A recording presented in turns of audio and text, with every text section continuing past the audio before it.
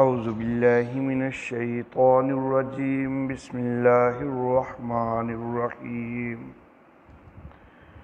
یا ایہا الذین آمنوا لا تکونوا کالذین کفروا وقالوا لإخوانهم إذا ضربوا في الأرض أو كانوا غزا لو كانوا عندنا ما ماتوا وما قتلوا ليجعل الله ذلك حسرة في قلوبهم والله يحيي ويميت والله بما تعملون بصير وَلَئِن قُتِلْتُمْ فِي سَبِيلِ اللَّهِ أَوْ مُتُّمْ لَمَغْفِرَةٌ مِّنَ اللَّهِ وَرَحْمَةٌ خَيْرٌ مِّمَّا يَجْمَعُونَ وَلَئِن مُتُّمْ أَوْ قُتِلْتُمْ لَإِلَى اللَّهِ تُحْشَرُونَ صدق اللہ مولانا العلی العظیم وبلغنا نبیہ ورسولہ الکریم۔ اے ایمان والو، نہ ہو جاؤ ان کی طرح کہ جنہوں نے کفر کیا اور کہنے لگے اپنے بھائیوں سے کہ جب انہوں نے زمین میں سفر کیا یا وہ جہاد کرنے لگے، اگر وہ ہوتے ہمارے ساتھ تو نہ مارے جاتے اور نہ قتل کیے جاتے، تاکہ اللہ اس چیز کو ان کے دلوں میں حسرت بنائے۔ اور اللہ زندہ کرتا ہے اور مارتا ہے، اور اللہ جو کچھ تم کرتے ہو اس کو دیکھنے والا ہے۔ اور اگر تم مارے جاؤ، قتل کیے جاؤ اللہ کی راہ میں یا مارے جاؤ، تو البتہ اللہ کی طرف سے بخشش اور رحمت بہتر ہے اس سے کہ جو وہ جمع کرتے ہیں۔ اور اگر تم مارے جاؤ یا قتل کیے جاؤ تو اللہ ہی کی طرف تم جمع کیے جاؤ گے۔ محترم احباب،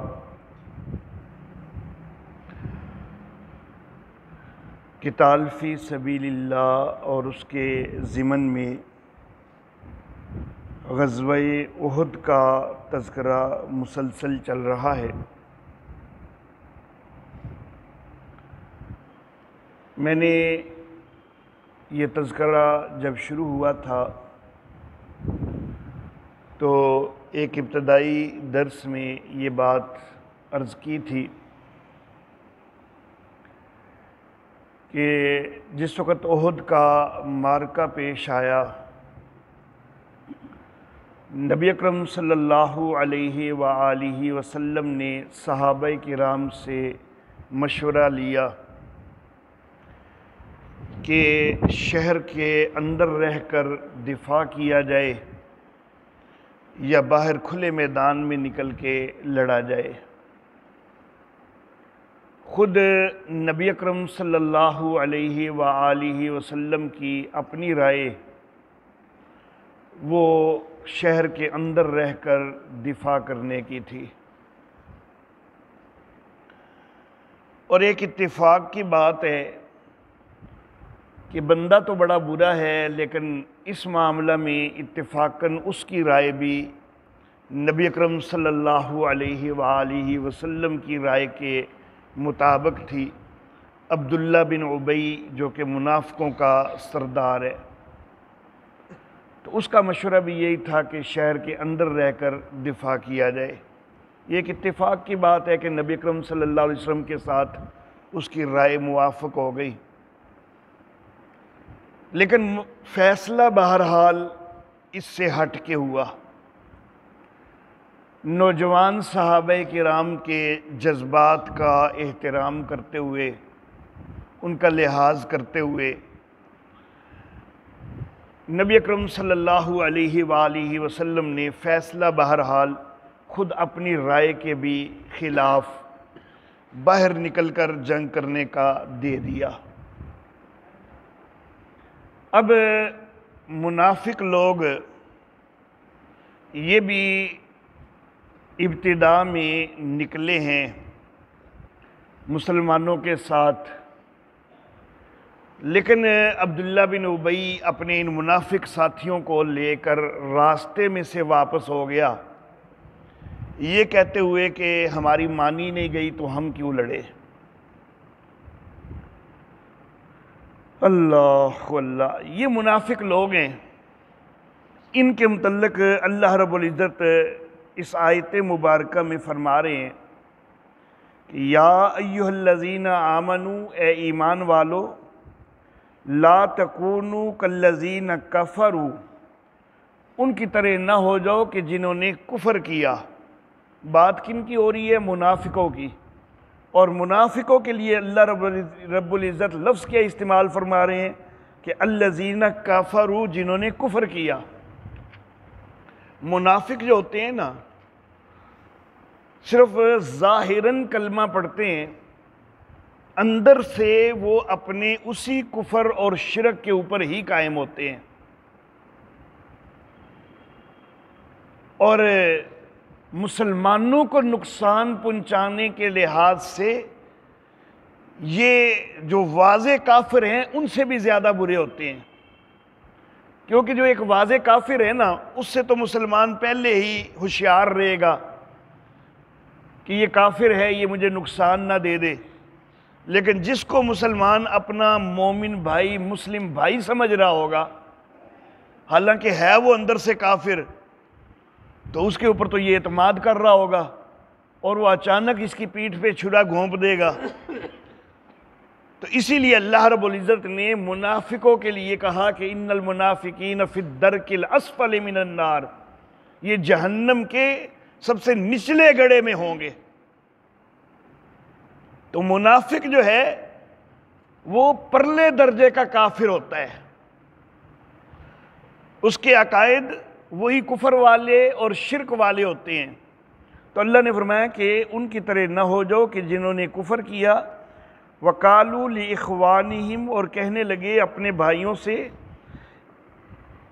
اِذَا ضَرَبُوا فِي الْأَرْضِ، کن سے کہا جا رہا ہے کہ جس وقت وہ زمین کے اندر انہوں نے سفر کیا، اور کانوا غزن، یا وہ جہاد کر رہے تھے، ان سے کہنے لگے یہ۔ اور یہ جہاد کرنے والے کون تھے؟ یہ نبی اکرم صلی اللہ علیہ وآلہ وسلم کے مخلص صحابہ تھے کہ جو جہاد کے لیے سفر کرتے ہیں اور جہاد کرتے ہیں۔ تو کہنے والے ہیں منافق، اور کہہ کن کو رہے ہیں؟ مخلص مومن صحابہ کرام کو کہہ رہے ہیں۔ کیا کہہ رہے ہیں؟ کہ لو کانوا عندنا ما ماتوا وما قتلوا، کہ اگر یہ بھی ہمارے پاس ہوتے نا تو نہ مرتے نہ قتل ہوتے۔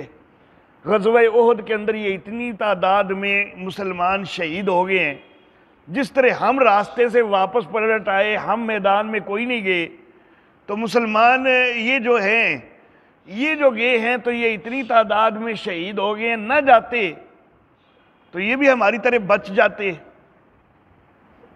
یہ صحابہ کرام کو وہ کہہ رہے ہیں، مخلص صحابہ کرام کو۔ کہنے والے منافق ہیں، اور کہا جا رہا ہے صحابہ کرام کے حوالہ سے۔ کیوں کہا جا رہا ہے؟ لِيَجْعَلَ اللَّهُ ذَلِكَ حَسْرَةً فِي قُلُوبِهِمْ، تاکہ اللہ اس چیز کو ان کے دلوں میں حسرت بنائے۔ یہ جو آیت مبارکہ کے لفظ ہیں نا، ان کے مفسرین نے دو ترجمے کیے ہیں۔ ایک ترجمہ یہ کہ ان کا جو یہ کہنا تھا کہ اگر یہ بھی ہمارے ساتھ رہتے تو مارے نہ جاتے، قتل نہ ہوتے، تو ان کے کہنے کا مقصد یہ ہوتا تھا کہ ایمان والوں کے ایمان کو ڈاواں ڈول کر دیں، ایمان والوں کو بھی افسوس ہونے لگ جائے کہ ہاں واقعی ہم نہ جاتے تو اتنا بڑا نقصان تو نہ ہوتا، تو ایمان والوں کے دلوں میں حسرت پیدا ہو جائے، افسوس پیدا ہو جائے۔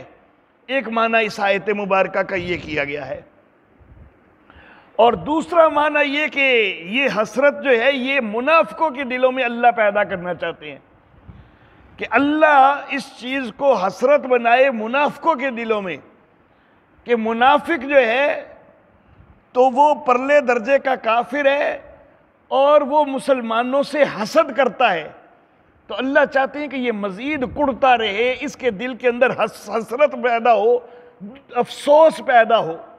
تو یہ دونوں معنی کیے گئے ہیں۔ واللہ یحیی و یمیت، اور اللہ زندہ کرتا ہے اور مارتا ہے۔ زندگی اور موت کے اختیار تو اللہ کے پاس ہیں۔ یہ نہیں ہے کہ ضرور کوئی جہاد میں نکلے گا تو مارا ہی جائے گا، اور جو کوئی گھر میں بیٹھا رہے گا تو ضرور بچ ہی جائے گا۔ نہیں بھائی، یہ اللہ کے اختیار میں ہے۔ اللہ جس کو چاہتا ہے زندہ رکھتے ہیں، جس کو اللہ چاہتے ہیں مارتے ہیں۔ یہ اختیار اللہ کا ہے، یہ جہاد میں نکلنے یا نہ نکلنے سے اس کا کوئی تعلق نہیں ہے۔ حضرت سیدنا خالد بن ولید رضی اللہ تعالی عنہ ساری زندگی جہاد کے اندر گزاری ہے، لیکن شہادت نہیں ملی ہے۔ اپنے بستر کے اوپر وفات آئی، اور وفات کے وقت وہ یہ اظہار کر رہے تھے کہ یا اللہ میرے جسم کا کوئی حصہ ایسا نہیں کہ جس میں تیری راہ میں زخم نہ لگا ہو۔ میرے جسم کا ایک ایک حصہ اس کے اوپر زخم کا نشان موجود ہے، لیکن یا اللہ مجھے شہادت نصیب نہیں ہوئی ہے۔ اللہ اللہ، تو یہ تو اللہ کی مرضی ہے کہ کس کو موت آنی ہے جہاد میں اور کس کو نہیں آنی۔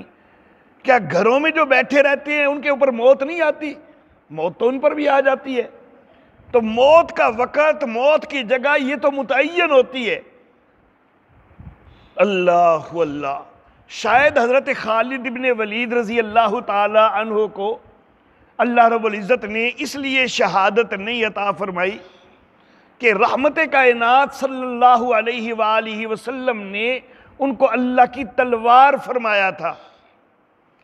تو جب نبی اکرم صلی اللہ علیہ وآلہ وسلم نے ان کو سیف اللہ کہا ہے، اللہ کی تلوار کہا ہے، تو اب اگر یہ شہید ہو جاتے تو ہو سکتا ہے کل کو کوئی بدبخت یہ تانا دینے لگ جائے، دیکھو جی اللہ دی تلوار بھی ٹوٹ گئی، تو یہ اللہ کے اوپر وہ بدبخت کافر کوئی تان کرنے لگ جائے، تو شاید اس تان کو رفع رکھنے کے لیے، اس کو ختم رکھنے کے لیے اللہ رب العزت نے ان کو شہادت نہیں عطا فرمائی۔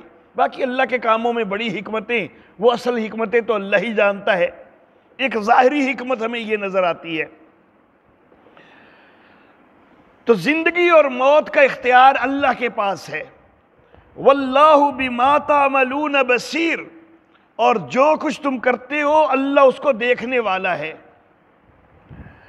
وَلَئِن قُتِلْتُمْ فِي سَبِيلِ اللَّهِ، اور اگر تم قتل کر دیے جاؤ اللہ کی راہ میں، او متم، یا تمہارے اوپر موت آ جائے، اللہ کی راہ میں وفات آ جائے تمہاری، لَمَغْفِرَةٌ مِّنَ اللَّهِ وَرَحْمَةٌ خَيْرٌ مِّمَّا يَجْمَعُونَ، تو جو اللہ کی طرف سے بخشش ہے اور رحمت ہے، یہ اس سے بہتر ہے جس کو وہ جمع کرتے ہیں۔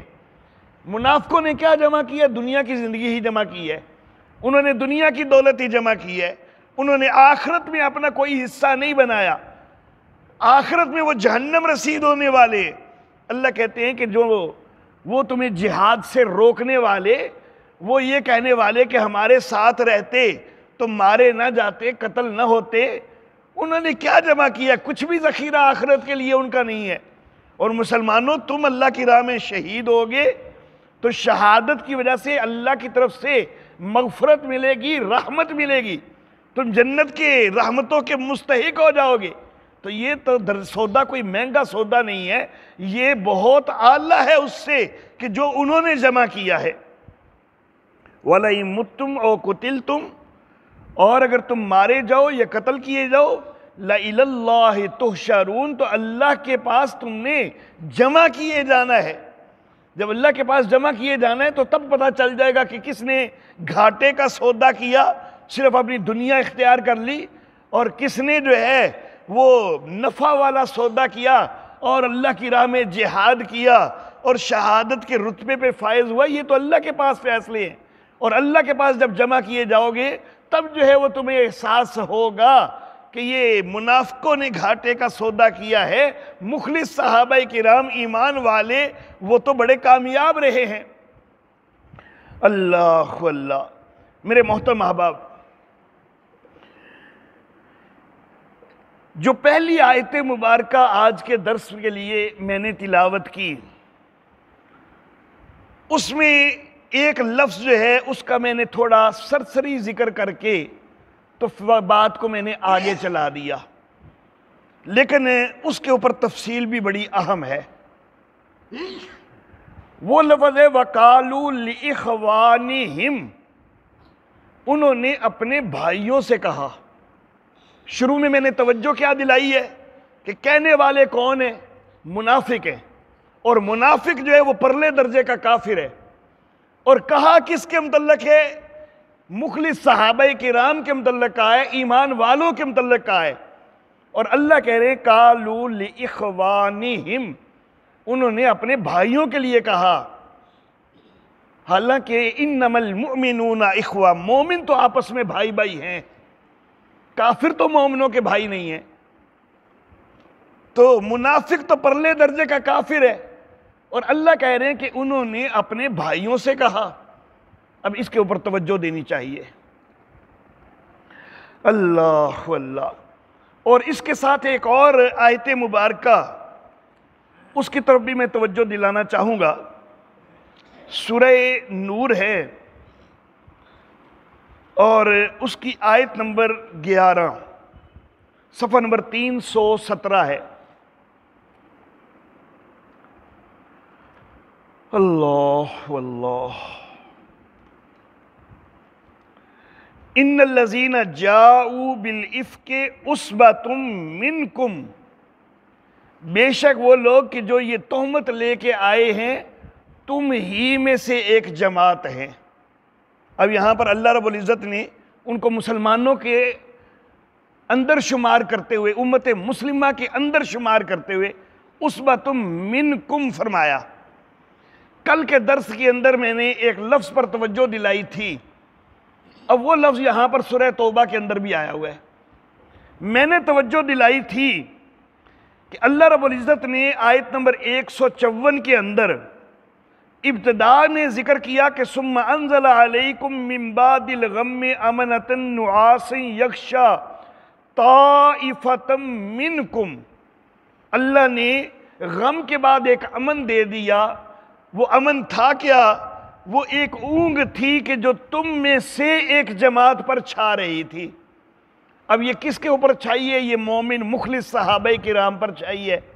تو اللہ نے طائفتم منکم کہا کہ تمہاری وہ جماعت تھی، لیکن آگے ساتھ ہے وَطَائِفَةٌ قَدْ أَهَمَّتْهُمْ أَنفُسُهُمْ، ایک جماعت وہ بھی تھی کہ جن کو اپنی جانوں کی پڑی ہوئی تھی۔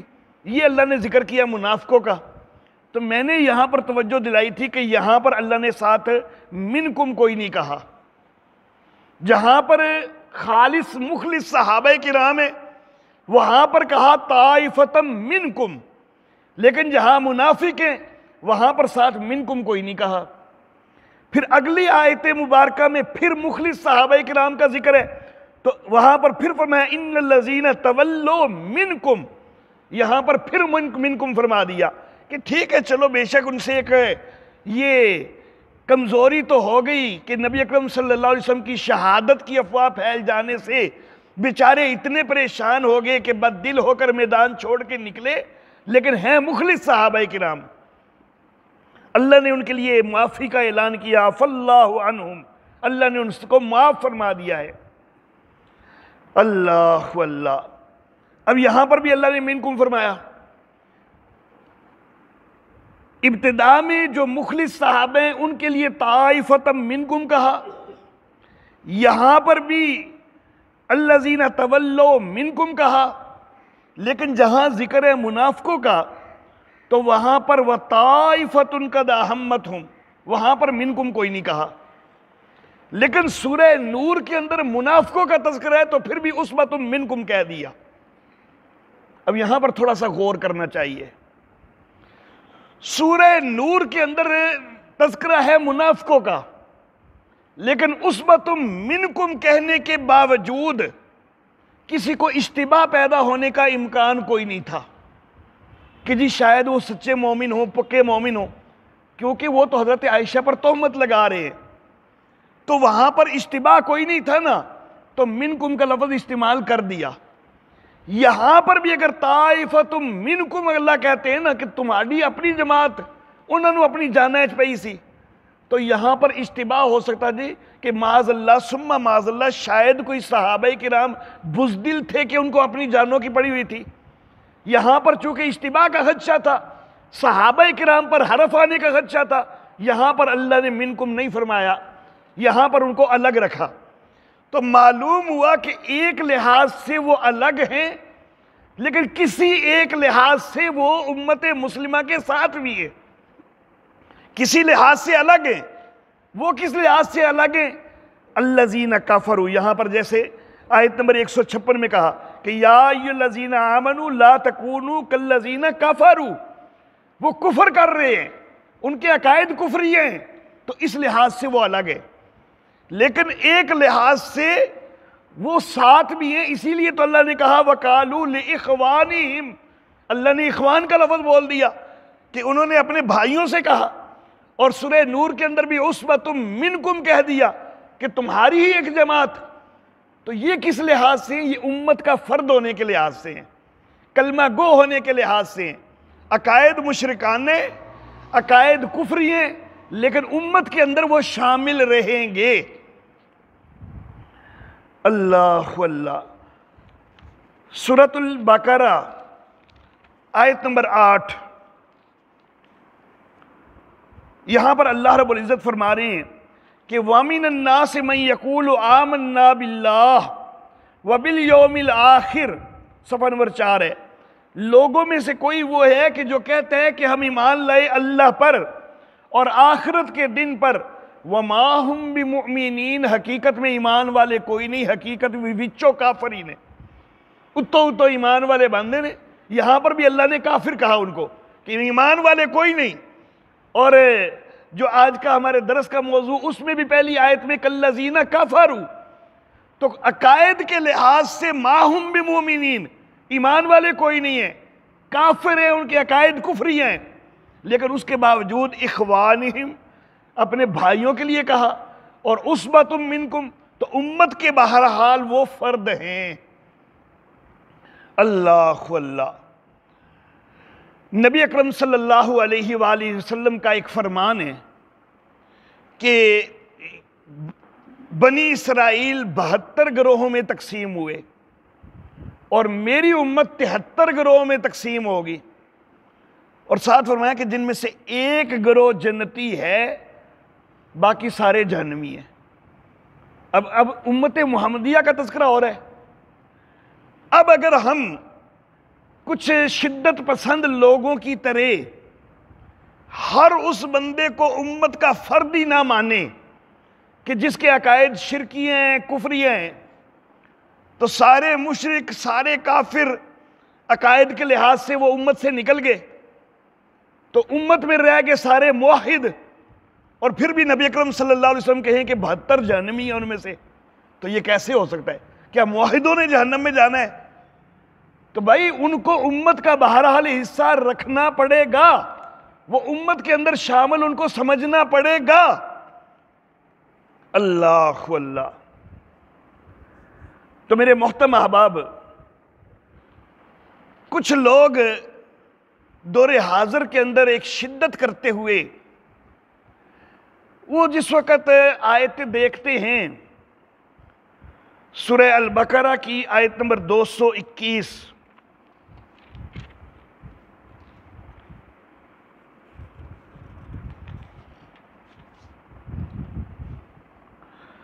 صفحہ نمبر 32 کی آخری سطر، وَلَا تَنْكِحُوا الْمُشْرِكَاتِ حَتَّى يُؤْمِنَّ، مشرکہ عورتوں سے نکاح نہ کرو یہاں تک کہ وہ ایمان لائیں، وَلَعَمَةٌ مُؤْمِنَةٌ خَيْرٌ مِّن مُشْرِكَةٍ وَلَوْ أَعْجَبَتْكُمْ، اور مومنہ لونڈی بھی جو ہے وہ بہتر ہے مشرکہ سے، اگرچہ وہ مشرکہ تمہیں اچھی ہی کیوں نہ لگتی ہو۔ وَلَا تُنْكِحُوا الْمُشْرِكِينَ حَتَّى يُؤْمِنُوا، اور نکاح نہ کرو، یعنی اپنی بیٹیوں کے نکاح نہ کرو مشرک مردوں سے یہاں تک کہ وہ ایمان لے آئیں۔ وَلَعَبْدٌ مُؤْمِنٌ خَيْرٌ مِّن مُشْرِكٍ وَلَوْ أَعْجَبَكُمْ، اور غلام بھی رکھنے تو مومن غلام بہتر ہے تمہارے لیے مشرک غلام سے، اگرچہ وہ مشرک غلام تمہیں اچھا ہی کیوں نہ لگتا ہو۔ اب جس وقت یہ آیت مبارکہ کچھ لوگ دیکھتے ہیں نا، اللہ اللہ، اور سورہ توبہ کی آیت نمبر 28،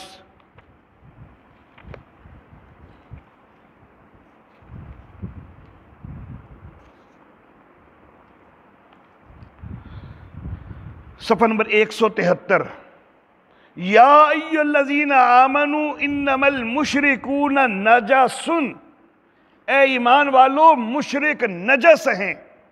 اب جب یہ لفظ دیکھتے ہیں تو پھر فتویٰ لگانا شروع کر دیتے ہیں کہ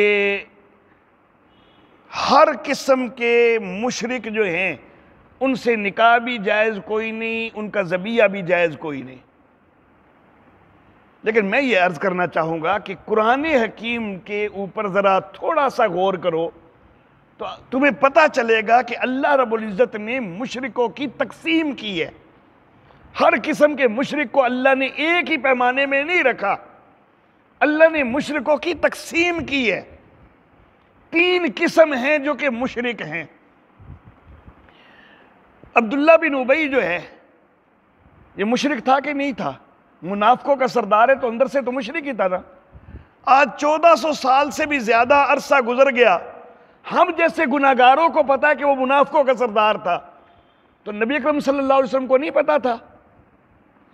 اور حضرت حذیفہ رضی اللہ تعالیٰ عنہ کو نبی اکرم صلی اللہ علیہ وسلم نے بعض منافقوں کے باقاعدہ نام بتائے تھے، تو نبی اکرم صلی اللہ علیہ وسلم کو کئی منافقوں کا پتہ تھا، لیکن کیا نبی اکرم صلی اللہ علیہ وسلم نے ان کو امت محمدیہ سے خارج کیا تھا؟ صحابہ کرام تھے، ان کے لیے کوئی ایسا حکم جاری کیا تھا کہ ان سے بائیکاٹ رکھو، ان کے ساتھ کوئی نکاح کا تعلق نہیں، ان کا ذبیحہ نہیں کھانا، ایسا کوئی حکم جاری کیا میرے آقا نے؟ ایسا کوئی حکم جاری نہیں کیا۔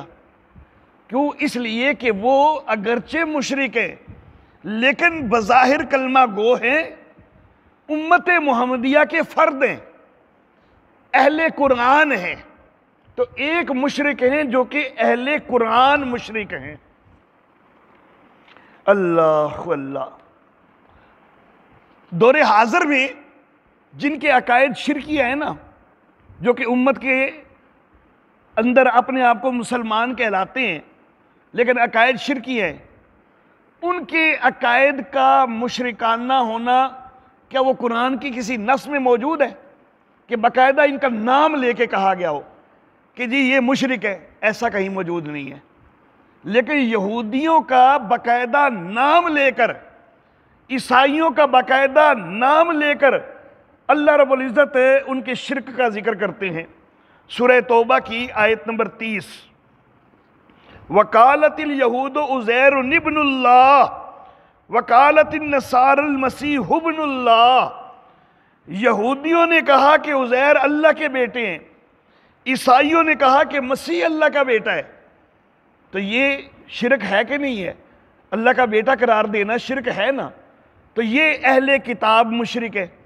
ایک ہے اہل قرآن مشرک، عبداللہ بن ابی کا ٹبر، ایک ہے اہل کتاب مشرک، اور ایک وہ ہے کہ جن کے متعلق کہا کہ انما المشرکون نجس، مشرک نجس ہیں۔ تو یہ 3 الگ الگ قسم کے مشرک ہیں، اہل قرآن مشرک، اہل کتاب مشرک اور دیگر مشرک۔ ان میں سے سب سے پرلے درجے کا کون بنے گا کہ جو نہ قرآن کا نام لیوا ہے نہ کسی اور کتاب کا نام لیوا ہے؟ وہ سب سے پرلے درجے کا مشرک۔ اس سے آگے کون ہے کہ جو قرآن کو تو نہیں مانتا لیکن بہرحال کسی نہ کسی الہامی کتاب کا نام لیوا ہے، اگرچہ تحریف شدہ، یحرفون الکلم عن مواضعہ، انہوں نے تحریفیں کی ہیں، اصل تورات کو نہیں مانتے، اصل انجیل کو نہیں مانتے، لیکن صرف نام تو ہے، نام لیتے ہیں۔ تو اللہ رب العزت فرما دیتے ہیں سورۃ المائدہ کی آیت نمبر 5 کے اندر،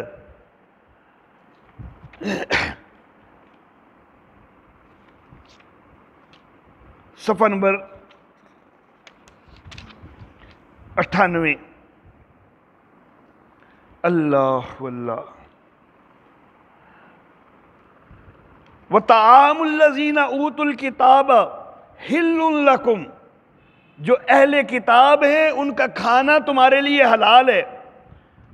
وَطَعَامُكُمْ حِلٌّ لَهُمْ، اور تمہارا کھانا ان کے لیے حلال ہے۔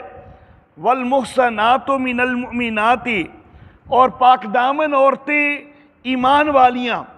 وَالْمُحْصَنَاتُ مِنَ الَّذِينَ أُوتُوا الْكِتَابَ، اور پاک دامن عورتیں ان کی کہ جن کو کتاب دی گئی من قبلکم، تم سے پہلے۔ تو اللہ نے ذبیحہ، یہ طعام سے مراد یہاں پر امت کا اجماع ہے کہ ذبیحہ مراد ہے۔